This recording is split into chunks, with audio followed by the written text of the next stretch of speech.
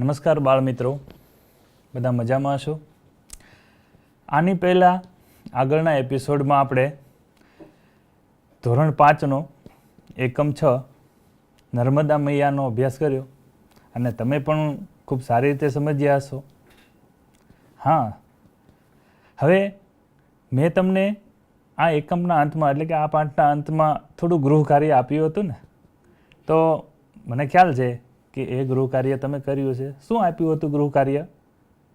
મિત્રો, મેં તમને ગૃહ કાર્ય આપ્યું હતું કે આપણો જે એકમ છે પાઠ, એમાં જે વિવિધ સ્થળોના જે નામ છે એની એક તમારે યાદી બનાવવાની છે અને એ યાદી તમારે બનાવી અને ગૃહ કાર્યમાં લાવવાની છે. હવે મિત્રો, એ જે ગૃહ કાર્યની યાદી છે એ આપણે ચકાસીશું. તમે પણ જોતા જજો કે તમારી નોટબુકમાં એ જે યાદી છે તે શબ્દો છે કે નહીં. તો હવે આપણે એ ગૃહ કાર્ય ચકાસીએ. હવે મિત્રો, આપણે સૌ પ્રથમ તો જોઈએ કે આપણા જે ભારત દેશના નકશામાં જે તમને અલગ કલરનો જે પ્રદેશ દેખાય છે, જે રાજ્ય દેખાય છે, એ છે મધ્યપ્રદેશ.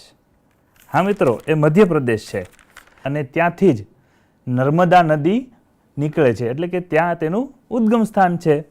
હવે મિત્રો, ત્યારબાદનો જે આપણે પરિચય કરાવીએ એ શબ્દ છે મેકલ પર્વત અને અમરકંટક સરોવર.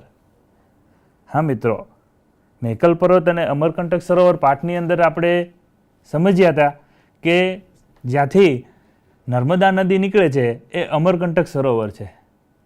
આપણે પાઠ જ્યારે વાંચતા હતા તો વચ્ચે તમને ખ્યાલ હોય તો એક સરસ મજાનું વાક્ય આવ્યું હતું કે ભારત દેશના બે આડા ભાગ પાડતી રેખા.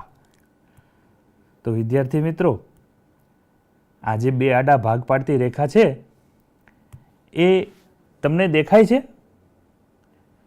વાદળી કલરની? હા, એ વાદળી કલરની રેખા છે એ રેખા નર્મદા નદીની રેખા દર્શાવે છે. એટલે કહેવાનો અર્થ એવો થાય છે કે જ્યારે નકશામાં દેશને જોઈએ તો જે આડી રેખા દેખાય છે તેના કારણે દેશના બે ભાગ પડે છે. ત્યારબાદ મિત્રો, ઉત્તર ભારત અને દક્ષિણ ભારત. હા, ઉપરના ભાગમાં જે સ્થળ છે, જે ભાગ દેશનો, એ ઉત્તર ભારત કહેવામાં આવે છે અને નીચેનો જે ભાગ છે એ દક્ષિણ ભારત કહેવામાં આવે છે. અને વચ્ચે આપણી નર્મદા નદી છે તેની રેખા દેખાય છે. ત્યારબાદ મિત્રો આપણે જોઈએ કે નર્મદાની બંને બાજુ ઊંચા પર્વતો, ઉત્તરમાં વિંધ્ય અને દક્ષિણમાં સાતપુડા. હવે સાતપુડા શા માટે કહેવામાં આવે? કે સાતપુડા એટલે કે તે 7 પર્વતોની શ્રેણી છે અને તેના કારણે તેને સાતપુડા નામ આપવામાં આવ્યું છે. હવે આગળ બાળ મિત્રો જોઈએ આપણે મધ્યપ્રદેશનું જબલપુર શહેર. આ સરસ મજાનું આપણી સમક્ષ જોઈ શકીએ છીએ ચિત્ર. જેમ આપણા ગુજરાત રાજ્યના શહેરોની મેં વાત કરી હતી કે પાઠની અંદર અમદાવાદ, ગાંધીનગર, સુરત, વડોદરા, તો આવું જ એક મધ્યપ્રદેશનું સરસ મજાનું શહેર છે જબલપુર. ચિત્ર જોઈએ એટલે તમને ખ્યાલ આવી જ ગયો છે કે આ ભેડાઘાટ. તો આપણે એકમની અંદર ભેડાઘાટ શબ્દ આવ્યો હતો. ક્યાં મિત્રો આવ્યો હતો? હા, કે વાંદરાઓ ઉછળકૂદ કરતા હતા, કૂદાકૂદ કરતા હતા. હા, એ જ જગ્યા છે. આ જબલપુર પાસેની એક જગ્યા છે ભેડાઘાટ. ત્યાં આરસ પહાડના પથ્થરો આપણને જોવા મળે છે, જેનો ઉલ્લેખ આપણે આ એકમમાં થયેલો છે. બાળમિત્રો આગળ જોઈએ 64 જોગણી ગૌરીશંકર મંદિર. આનું નિર્માણ આશરે 1000 વર્ષની આસપાસ, એટલે કે 1000 વર્ષ પૂર્વે આપણે થયેલું છે. અત્યારે 2000ની સદી ચાલે છે આપણે. હવે જોઈએ ઇટારસી હોશંગાબાદ. આ પણ આપણે શબ્દાર્થમાં સમજ્યા હતા કે આ પણ એક મધ્યપ્રદેશનું સરસ મજાનું શહેર છે. આ છે મિત્રો દેશનો નકશો. આ દેશના નકશામાં વિવિધ કલરના અલગ અલગ રાજ્યો દર્શાવવામાં આવેલ છે. આ નકશાની અંદર આપણે જોઈએ તો તમે સામે હો તો તમારી ડાબી બાજુએ જે રાજ્ય દેખાય છે એ ગુજરાત છે. આ આપણું નકશામાં ગુજરાત છે. આ છે મિત્રો શૂલપાણેશ્વર મહાદેવ મંદિર. આપણે પાઠમાં જોયા હતા કે જેમ જેમ આગળ વધીએ છીએ ગુજરાતમાં પ્રવેશ કરે છે ત્યારે નર્મદા નદી છે એ ભરૂચ પાસે પ્રવેશ કરે છે અને ત્યાં જ નર્મદાના કિનારે શૂલપાણેશ્વર મહાદેવનું મંદિર છે. આ ચિત્ર જોઈને તો તમને પણ ખ્યાલ આવી જ ગયો હશે, સરદાર સરોવર બંધ. આમ જોઈએ તો સરદાર સરોવર બંધ છે તેનો પાયો નાખનાર આપણા લોખંડી પુરુષ એવા શ્રી સરદાર વલ્લભભાઈ પટેલ હતા. અને આજ તેના જ કારણે આવડો મોટો સરોવર આપણે જોઈ શકીએ છીએ અને તેના એવા સરસ મજાના મીઠા પાણી છેક રાજસ્થાન અને આપણા કચ્છના છેવાડાઓના રણ વિસ્તારમાં પહોંચી ગયેલા છે. તો આવો સરસ મજાનો આપણો સરદાર સરોવર બંધ છે. બાળમિત્રો, અહીંયા આપણને થતું હશે કે આવો કોઈ શબ્દ કે આવું કોઈ સ્થળ પાઠની અંદર નથી, પણ તમને એટલા માટે આ ચિત્ર દર્શાવું છું કે સરદાર સરોવર બંધ છે તેની ઉપર જ સ્ટેચ્યુ ઓફ યુનિટી એવું સ્મારકનું નામ આપવામાં આવેલું છે. આ સ્મારક કોનું છે આપણે ચિત્રમાં જોઈ શકીએ છીએ. સરદાર વલ્લભભાઈ પટેલનું સ્મારક છે અને એ એની ઊંચાઈ આપણે જોઈએ ને તો 182 મીટર આ પ્રતિમાની ઊંચાઈ છે. ક્યારેક તમને ત્યાં પ્રવાસ કરવાનું મન થાય તો તમે જજો, ત્યાં ખૂબ જ મજા આવશે. હા, કારણ કે આપણો પાઠ પણ પ્રવાસ વર્ણન ઉપર જ છે.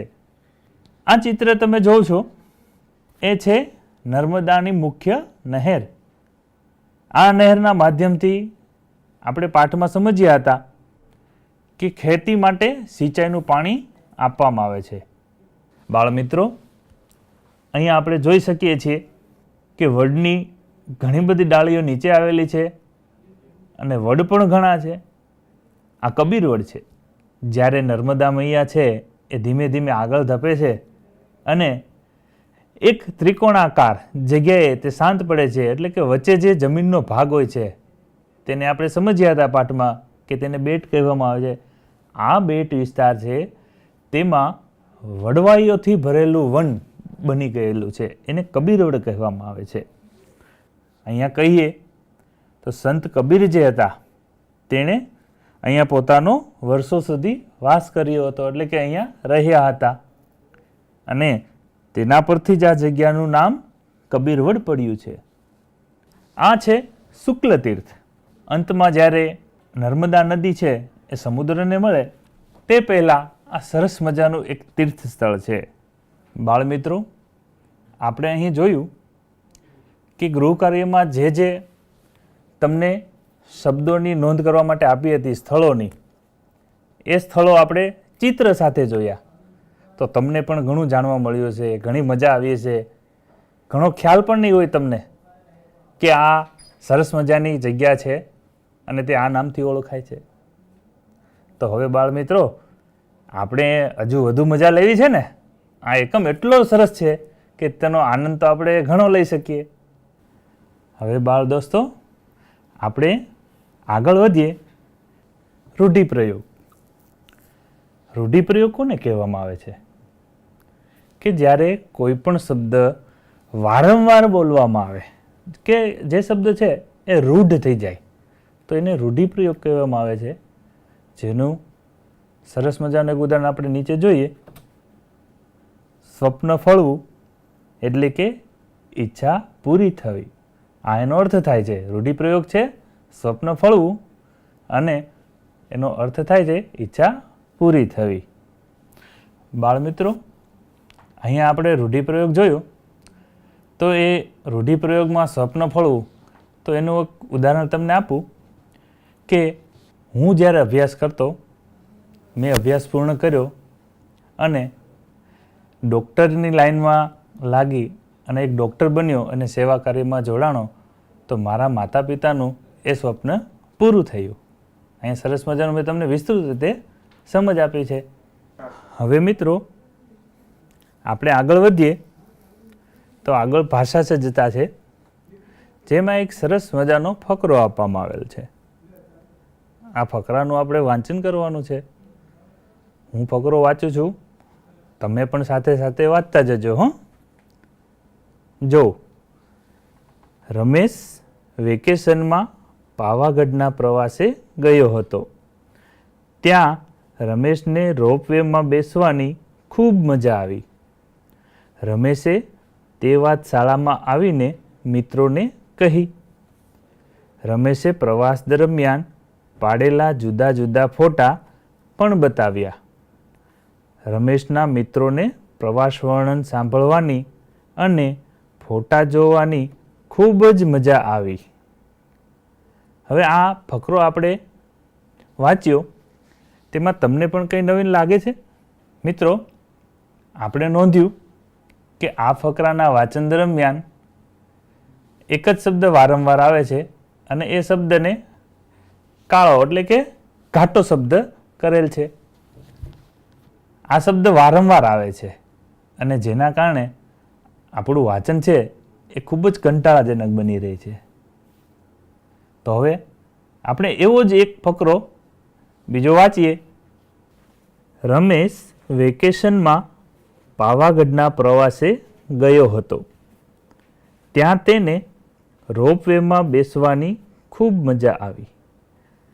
તેણે તે વાત શાળામાં આવીને મિત્રોને કહી. તેણે પ્રવાસ દરમિયાન પાડેલા જુદા જુદા ફોટા પણ બતાવ્યા. તેના મિત્રોને પ્રવાસ વર્ણન સાંભળવાની અને ફોટા જોવાની ખૂબ જ મજા આવી. બાળમિત્રો, આપણે આ ફકરામાં જોયું કે બે ફકરા છે એ એકંદરે સરખા જ છે, પણ તેમાં થોડો આપણને સુધારો પણ જોવા મળે છે. એ સુધારો આપણે પાઠ્યપુસ્તકમાં જોઈએ, તમે પણ જોવો. બીજા ફકરામાં આપણે જોઈએ તો રમેશ વેકેશનમાં પાવાગઢ પ્રવાસે ગયો હતો. ત્યાં રમેશની વાત થાય છે, એટલે કે રમેશ વ્યક્તિ છે તેની વાત થાય છે. ત્યારબાદ આપણે જોઈએ કે ત્યાં તેને, હવે ઉપરના આપણે ફકરામાં જોઈએ તો ત્યાં રમેશને એવો શબ્દ વાપરવામાં આવેલ છે અને તેની જગ્યાએ કયો શબ્દ મૂકવામાં આવેલો છે? તેને. હા, તેને રોપવેમાં બેસવાની ખૂબ મજા આવી. તેણે તે વાત શાળામાં આવીને મિત્રોને કહી. હવે જો બાળમિત્રો, અહીંયા આપણે જોઈએ તેણે, આ ઘાટા અક્ષરે આપણને દેખાય છે. હવે ઉપરના ફકરામાં જોઈએ તો ત્યાં રમેશ શબ્દ વાપરેલ છે, તો તેની જગ્યાએ તેણે શબ્દ વાપરવામાં આવેલ છે. ફરી પાછો ફકરો આગળ વધીએ તો તેણે પ્રવાસ દરમિયાન પાડેલા જુદા જુદા ફોટા પણ બતાવ્યા. તો અહીંયા જ પણ આપણે મિત્રો જોઈએ કે ઉપરના ફકરામાં રમેશનું નામ છે એ સંબોધવામાં આવેલ છે, તો તેની જગ્યાએ નીચેના ફકરામાં તેણે શબ્દ ઉપયોગમાં લેવામાં આવેલ છે. ત્યારબાદ ફકરાને આગળ જોઈએ તો તેના મિત્રોને પ્રવાસ વર્ણન સાંભળવાની અને ફોટા જોવાની ખૂબ જ મજા આવી હતી. તો ઉપરના ફકરામાં જોઈએ તો રમેશ નામ આપેલ છે અને તેની જગ્યાએ નવો શબ્દ વાપરવામાં આવેલ છે, તેના. તો આપણે મિત્રો જોયું કે ફકરાની અંદર જ્યાં જ્યાં રમેશ રમેશ શબ્દ વાપરવામાં આવેલ છે તેની જગ્યાએ તેણે, તેના, તેને આવા અનેક શબ્દો વાપરવામાં આવેલ છે. એ શબ્દોને આપણે સર્વનામ કહીએ છીએ. એટલે કે નામની જગ્યાએ તેણે, તેને, તેના આવા જે શબ્દો છે એને સર્વનામ કહીએ છીએ. હવે આપણે આગળ વધીએ.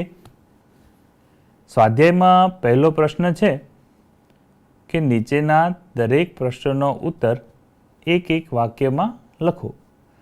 અહીંયા ઘણીવાર એવું થતું હોય છે મિત્રો કે ઉત્તર એટલો લાંબો લખવામાં આવે છે કે જેના કારણે લખાણ ખૂબ લાંબુ થઈ જાય છે.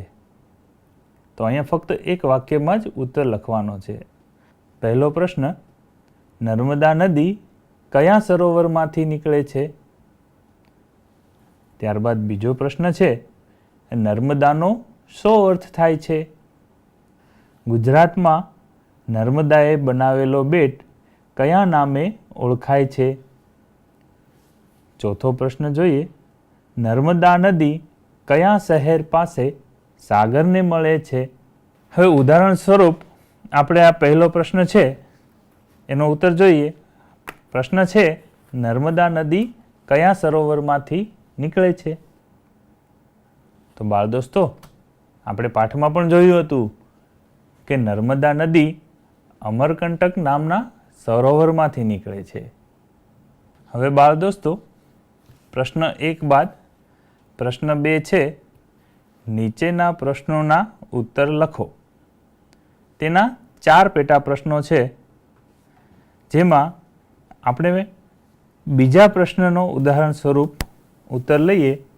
પ્રશ્ન બીજાનો બીજો પ્રશ્ન આપણે જોઈએ કે નર્મદા ભારતના કયા 2 ભાગ પાડે છે? તો અહીંયા મિત્રો આપણે પાઠમાં પણ જોયું હતું, મેં તમને ચિત્રના માધ્યમથી પણ નકશામાં સમજાવ્યું હતું. તો એનો જવાબ આવશે, નર્મદા ભારતના 2 આડા ભાગ પાડે છે, જેમાં ઉપરનો ભાગ છે એ ઉત્તર ભારત ને નીચેનો ભાગ દક્ષિણ ભારત. તો આ રીતે મિત્રો તમારે એનો ઉત્તર નોંધવાનો રહે છે. હવે બાળ મિત્રો આપણે આગળ વધીએ.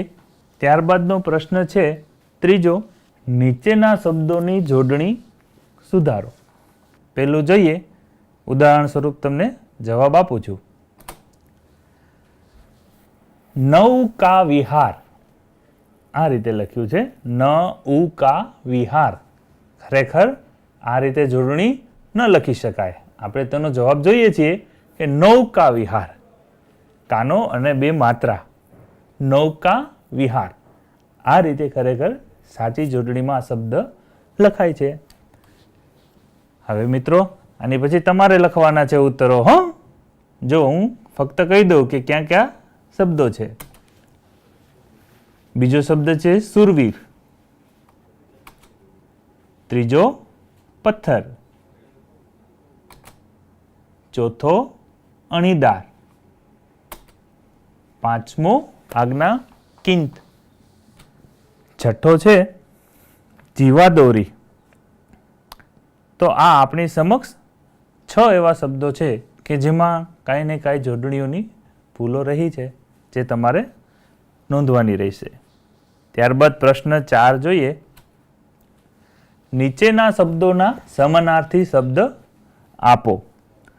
અહીંયા સમાનાર્થી શબ્દ એટલે તમને ખ્યાલ આપી દો, એની સમજ આપી દો કે સમાનાર્થી શબ્દ કોને કહેવાય? કે જેનો સમાન અર્થ થતો હોય એવા શબ્દો. જેમાં આપણે ઉદાહરણ સ્વરૂપ એક ઉત્તર સાથે જોઈએ. પર્વત, પર્વત એટલે કે ડુંગર.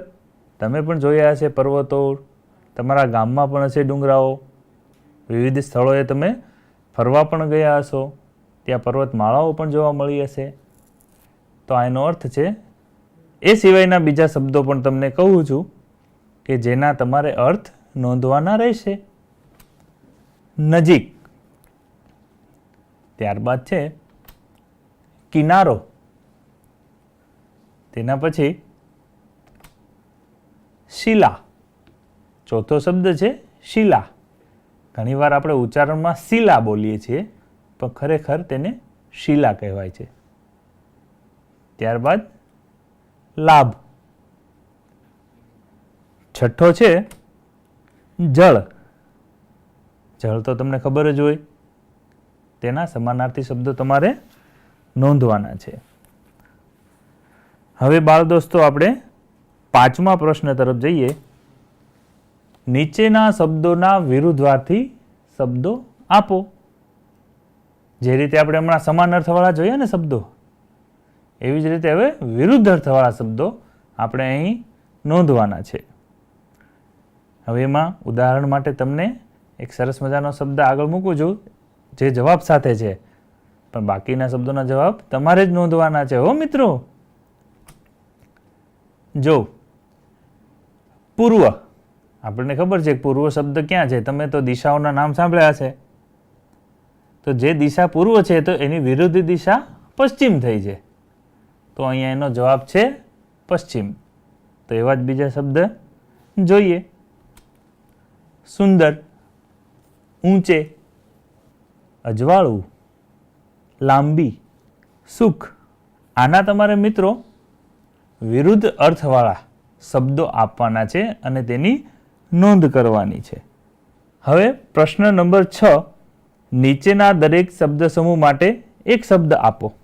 પહેલો જ તમને ઉત્તર સહિત દર્શાવું છું કે હોડીમાં બેસીને ફરવું, સહેલગા કરવી તે. હોડીમાં બેસવાની મજા આવે મિત્રો, ક્યારેક જજો અને સહેલગા કરજો. તો આ ક્રિયા છે આખી જેને શબ્દોમાં વર્ણવી છે, તેની માટે એક શબ્દ કહીએ તો તેને નૌકા વિહાર કહેવાય. હવે બીજો શબ્દ સમૂહ જોઈએ, સાંબેલા જેવી જાડી ધાર. ત્રીજો શબ્દ છે ધનુષ્યના જેવું અર્ધગોળ સપ્તરંગી દ્રશ્ય. ચોથો શબ્દ સમૂહ છે નદી કે દરિયા વચ્ચે આવેલો જમીન ભાગ.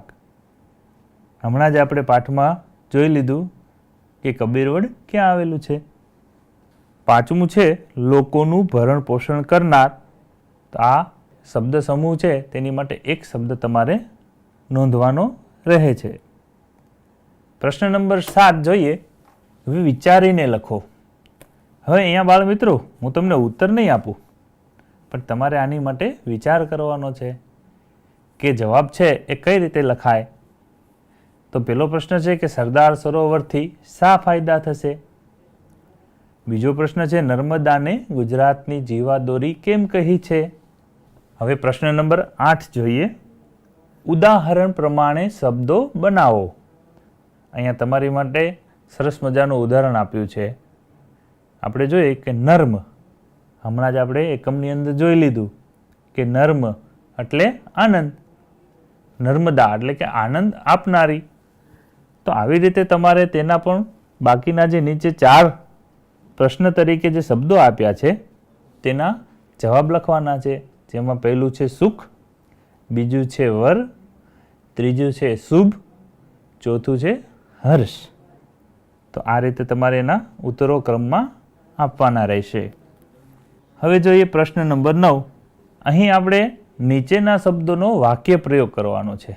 તો હું તમને બીજા નંબરના પ્રશ્નનો જે જવાબ છે એ તમને વાક્ય પ્રયોગ કરીને અહીંયા દર્શાવું છું કે નર્મદા નદી ગુજરાતની જીવાદોરી છે.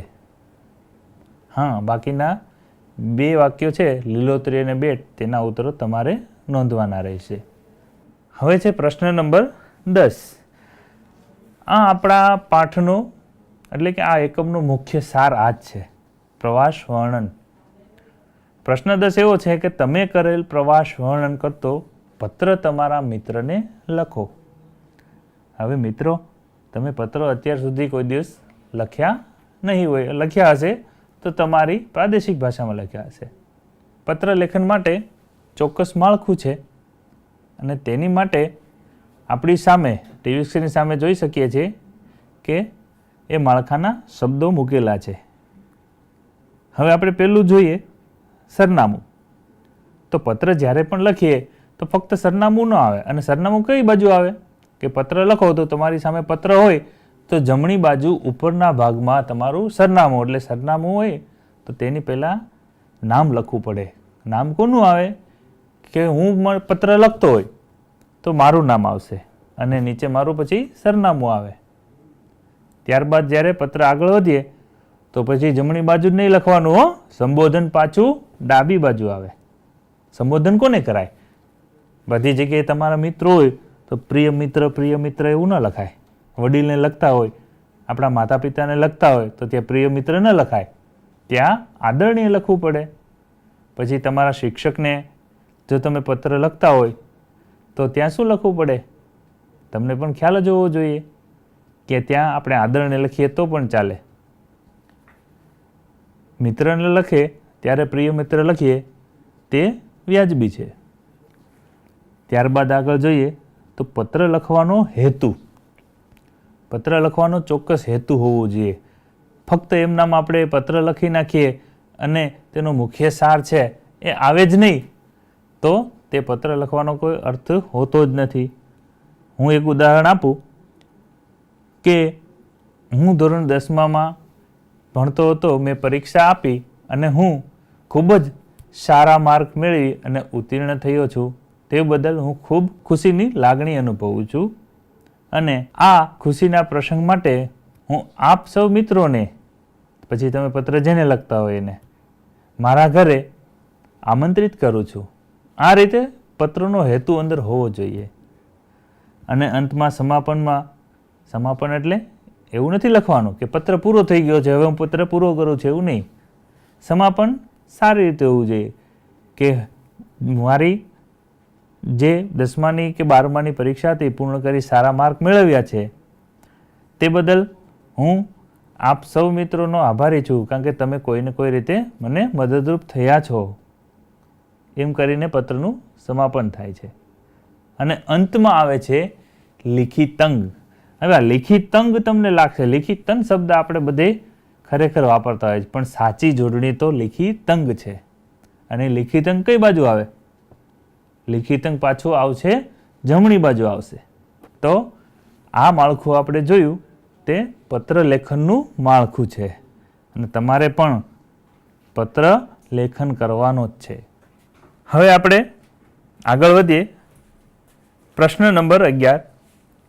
નીચેના શબ્દોને શબ્દકોશના ક્રમમાં ગોઠવો.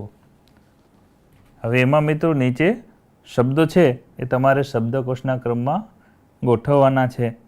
સુંદર, સરસ, સૈનિક, સફેદ, સિંચાઈ અને સ્નાન.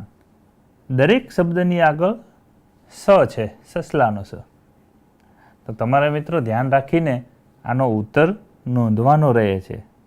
બાળમિત્રો, આપણું સરસ મજાનું સ્વાધ્યાય અહીંયા આગળ ધપાવીએ તો અંતમાં તમે જોવો છો કે પાઠ્યપુસ્તકની અંદર પ્રવૃત્તિ છે.